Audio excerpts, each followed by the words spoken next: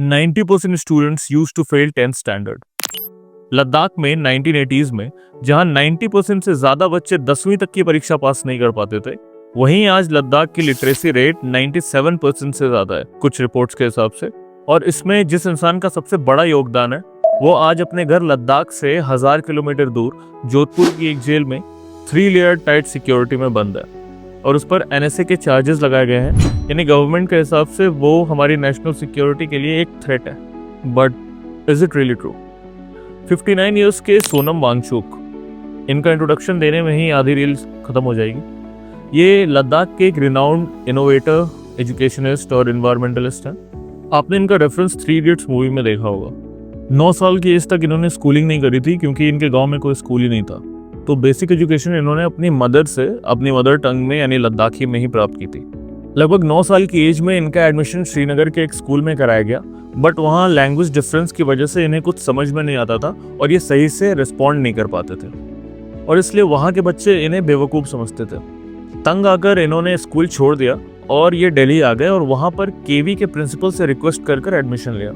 बाद में इन्होंने अपने फादर के अगेंस्ट जाकर इंजीनियर बनना डिसाइड किया और NIT श्रीनगर से मैकेनिकल इंजीनियरिंग करी।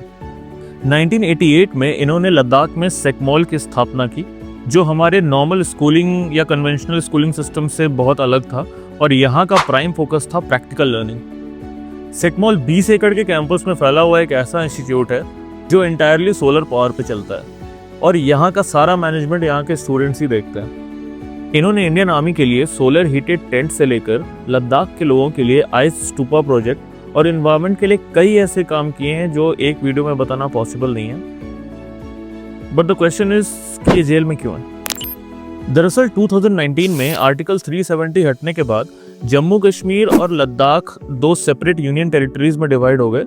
फर्क ये था कि जम्मू एंड कश्मीर के पास अपनी लेजिस्लेटिव असेंबली दी गई थी, बट लद्दाख के साथ ऐसा नहीं हुआ। तो तभी से सोनम वांगचुक ने और लद्दाख के लोगों ने हंगर स्ट्राइक्स और कई पीसफुल प्रोटेस्ट किए, जिनमें इनके 2 मेजर डिमांड्स थे।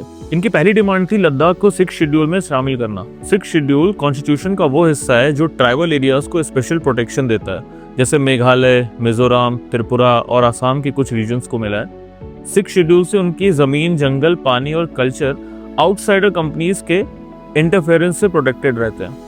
और दूसरी मेजर डिमांड थी कि या तो लद्दाख को एक फुल स्टेट का दर्जा मिले या फिर उसे अपनी लेजिस्लेटिव असेंबली रखने दी जाए ताकि लद्दाख के लोगों को अपनी प्रॉब्लम्स गवर्नमेंट के सामने रखने का एक प्लेटफॉर्म मिले।